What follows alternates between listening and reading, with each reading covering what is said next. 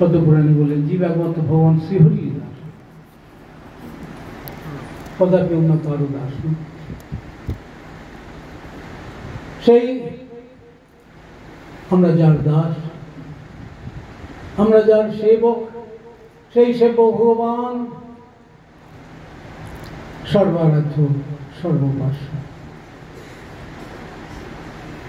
পরমেশ্বর শ্রীকৃষ্ণচন্দ্রের আজ আবির্ভাব হয়েছে, যিনি শুধু পূর্ণ নন, পরিপূর্ণ ভগবান। পরিপূর্ণ ভগবান গুণ কর্মহীন, ভকত বৎসল হরি ভকত তাহার উদার লীলা চরিত্র শ্রবণে তৃপ্তি বা কাহার হয় সেই সুধা পানে। প্রভু পূর্ণ পরিপূর্ণ, প্রভু পূর্ণ পরিপূর্ণ, প্রভু পূর্ণ, প্রভু পূর্ণ, প্রভু পূর্ণ, প্রভু পূর্ণ, প্রভু পূর্ণ পরিপূর্ণ, পরিপূর্ণ, প্রভু পূর্ণ, প্রভু পূর্ণ, পরিপূর্ণ, পরিপূর্ণ, প্রভু রাধে প্রভু ভালো, প্রভু সবই ভালো, প্রভু ভালো, সুন্দর সবই ভালো। বৎসল প্রভু ভক্তের রক্ষণ প্রভু, ভক্ত বৎসল প্রভু ভগত রক্ষণ প্রভু, ভক্ত বৎসল প্রভু ভক্ত রক্ষণ প্রভু, ভক্তের জন্য সবই করে প্রভু রাধে প্রভু, প্রভু রাধে প্রভু প্রভু প্রভু প্রভু প্রভু ভগত বৎসল প্রভু, ভগতের বন্ধন প্রভু, ভক্তের জন্য ভগবৎসল প্রভু, ভক্তের জন্য সবই করে। কথামৃত হরি কথামৃত, পরময় অমৃত, পরময় অমৃত, হরি কথামৃত, হরি কথামৃত, পরময় অমৃত, পরময় অমৃত। শ্রীমদ্ ভাগবতের দ্বিতীয় অধিবেশনে আমরা দেখি ভারত বংশাবদংশ পরীক্ষিত মহারাজ প্রাবেশনী উৎকর্ণ হয়ে শুনে যাচ্ছে, ক্ষুধা তৃষ্ণা ভুলে গেছেন। প্রভু আপনি আরো বলুন, আরো বলুন। বক্তা হচ্ছেন পরামর্শগুলো চূড়ামণি শ্রী সুখদেব গোস্বামী প্রভু বলেন, প্রভু তৃপ্তি বা কাহার হয় হরিকথা পানে, শুনিতে শুনিতে হয় নিত্য নূতনে। হরিকথা কখনো পুরনো হয় না। যারা বলে আমাদের শোনা হয়ে গেছে, ওই ধ্রুব মহারাজের উপাখ্যান, বিষ্ণু মহারাজের উপাখ্যান, পৃথু মহারাজের উপাখ্যান, ভট্ট মহারাজের উপাখ্যান, তারা জীবনেও কোনোদিন ভাগবত শোনেনি। আমার গুরু বাদ বদ্ম, তিনি ছিলেন একটা লিভিং সোর্স, 50-60 বছর গ্রন্থাগারই ছিলেন, নিজেই প্রবন্ধ সিলেক্ট করছেন, নিজেই 80 বছর বয়সে উপর থেকে নিচে এসে শ্রবণ করতেন।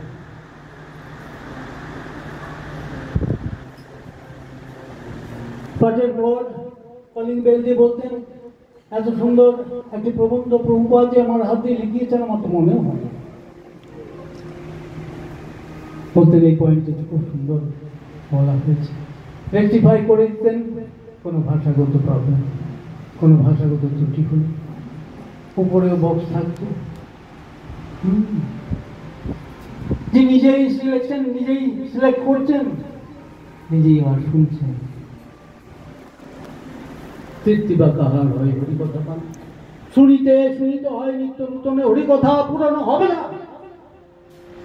হরিকথৈব অমৃতম দেহাদিহিত পুষ্টিতম, গোবিন্দ নানামৃতম গোবিন্দ কথামৃতম গোবিন্দ লীলামৃতম। মাধুর বিরোহী ভক্তগণের জীবাত ছিল প্রভুর কথা, প্রভুর নাম। তাই একথা আমরা আলোচনা করছিলাম। সেই কৃষ্ণই কৃষ্ণ নাম রূপে এসেছেন। আজ যার আবির্ভাব সেই পরমেশ্বর কৃষ্ণচন্দ্র কলিকালে নাম রূপে অবতীর্ণ। তাই কলিকালে নামাশ্রয়ী কৃষ্ণাশ্রয়, নাম ভজনী কৃষ্ণ ভজন। মহাপ্রভু নিজেই হরিনাম শব্দের ব্যাখ্যা প্রসঙ্গে বললেন, কলিকালে নাম রূপে কৃষ্ণ অবতার। নাম হইতে হয় সেখানে পাপী পুণ্যবান, ব্রাহ্মণ ক্ষত্রিয় বৈশ্য শূদ্র, ব্রহ্মচারী গৃহস্থ বানপ্রস্থ সন্ন্যাসী, সকলেই ধর্ম হরিনাম সংকীর্তন। শ্রীমদ ভাগবতে বললেন, যোগী নাম নামানুকীর্তন। সুখদেব গোস্বামী প্রভু বললেন, হে মহারাজ, আমি আপনাকে মুখের কথা বলছি না, নির্ণীত পূর্বাচার্য পূর্ব আচার্যগণ যা বলেছেন আমি রিপ্লে করে দিলাম।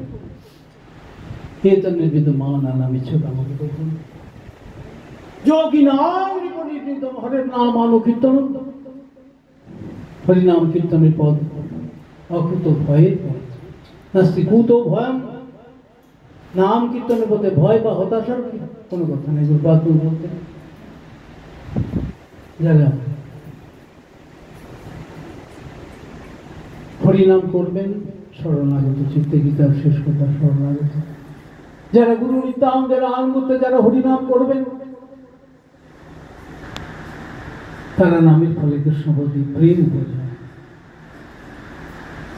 যে প্রেম সবচেয়ে বড় বড় সে বড়, যে প্রেমে অবশ্যই ভগবান বশীভূত হয়ে যান, অজিত ভগবান জিত হয়ে যান।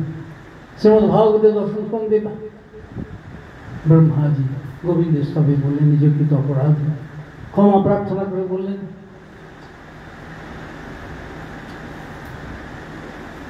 জ্ঞানী প্রয়াস জীবন্তী সন্মুখরিতাং ভবদীয় বার্তাং স্থানে স্থিতা শ্রুতিগতাং পনুয়াঙ্গন ভীর। যে প্রায় সুজিত অজিত প্রসূত ঈশ্বরকাম। প্রভু যারা শুষ্ক জ্ঞানের প্রয়াস যারা সরলভাবে ছেড়ে দিয়ে জীবন্তী সন্মুখরিতাং সাধু করিতাম, যারা আপনার ভক্ত মুখ বিগলিত, হরি কথাকে আপনার কথাকে যারা সার করেছে, আপনি ত্রিলোকের অজিত হয়েও তাদের কাছে জিত হয়ে যান। আপনি অবশীভূত হয়েও অবদ্ধ হয়েও বদ্ধ হয়ে যান। মা যশোমতী মানতে পারছিলেন না। প্রভু যতক্ষণ না বাধা না দেবেন তার ক্ষমতা নেই বাধা। প্রভু তো নিজেই ভক্ত বৎসল। দুর্গাস্বামী বলছেন, প্রভু আপনাকে তো কেউ ভক্তাধীন, আপনাকে অধীন করেন, আপনি তো নিজে নিজেই অধীন হয়েছেন। তা আমি ব্রাহ্মণের ছেলে, আপনি ব্রাহ্মণ দেব। ব্রাহ্মণ মানেই হচ্ছে ব্রাহ্মণের ভক্ত। ব্রাহ্মণ দেব মানে ব্রাহ্মণ পুরো চূড়ামণি পুরো শিরোমণি। তো আমার এই ভয়ঙ্কর বিপদ থেকে প্রভু আপনার দয়া হচ্ছে না? দয়া কি করে হবে বলো? সাধু হৃদয় মধ্যম, তুই সাধুর হৃদয়টা খুলে দেখো। সাধুর হৃদয়ে আমি বসে আছি। সাধু কাউকে স্থান দেয়নি, ভক্ত সাধু। সাধু হৃদয় মধ্যম আর সাধুনাং হৃদম অহম, সাধুনাং তু হৃদম অহম। সাধুদের হৃদয়টা খুলে দেখো, সেখানে আমি বসে আছি।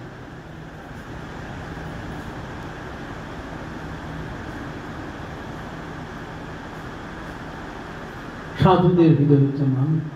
মদন্নতে ন জানতি না হতে ভ্রমণাগুপি, তারা আমাকে ছাড়া কাউকে নিজের বলে মনে করে।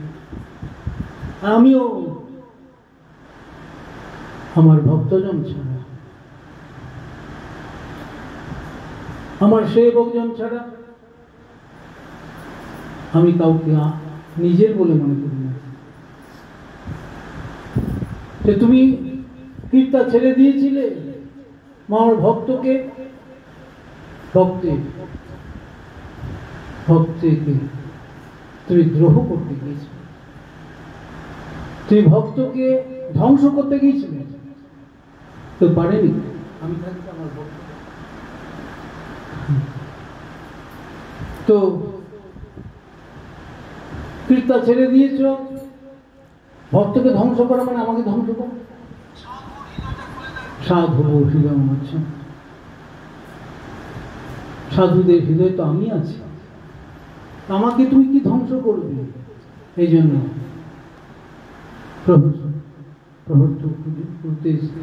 শিবম এখন যারা সাধুর প্রতি দ্রোহ করে, দ্রোহকারী ওই সদস্য পাপ অপরাধটা আবার চলে আসে।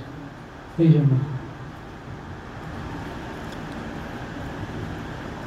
জন্য তুমি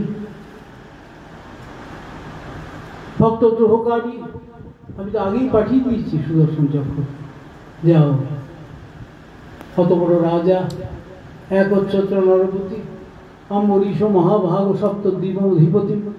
এখন ভৌগোলিকরা বৈজ্ঞানিকরা বলতেও পারেন না কোন দ্বীপটা কার অন্তর্গত। ভারতবর্ষ যেমন জম্বুদ্বীপের অন্তর্গত, কিংঘুস বলে একটা রয়েছে দ্বীপ রয়েছে, এখানে হনুমানজি রয়েছে, সীতারামের উপাসনা করছেন, সেটা এখনো আবিষ্কার হয়নি, বলতে পারেন।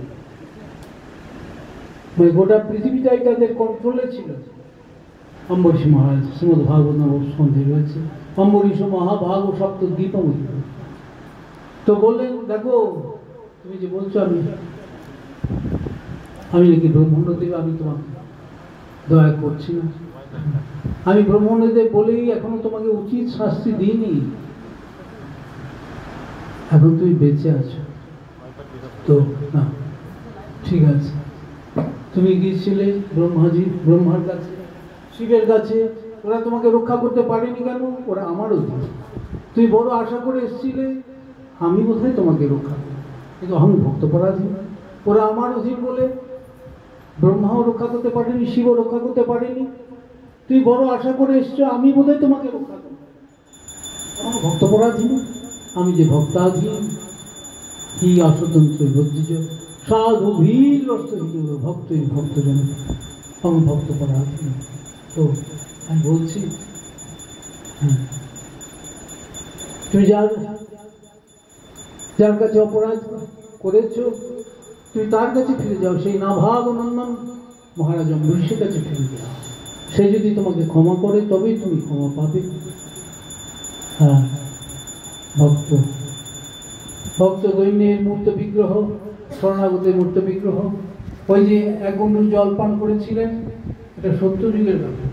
একবেলা না খেলেই সব সম্মুখ শুকিয়ে যায়, আমচুর হয়ে যায়।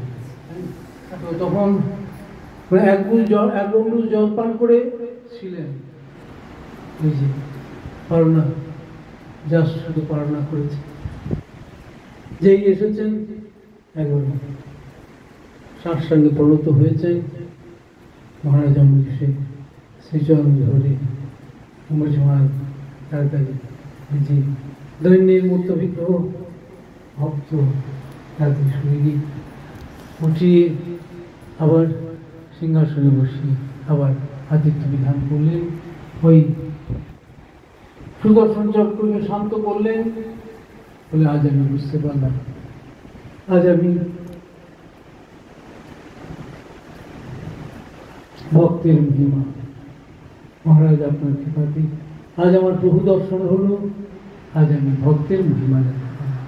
তাই আমাদের প্রভুর ভক্ত হতে হবে। অন্যের ভক্ত হলে অন্যের সারা পাবে, প্রভু সারা কি করে পাবে? আজ শ্রীকৃষ্ণ আবির্ভাব তিথি, আমরা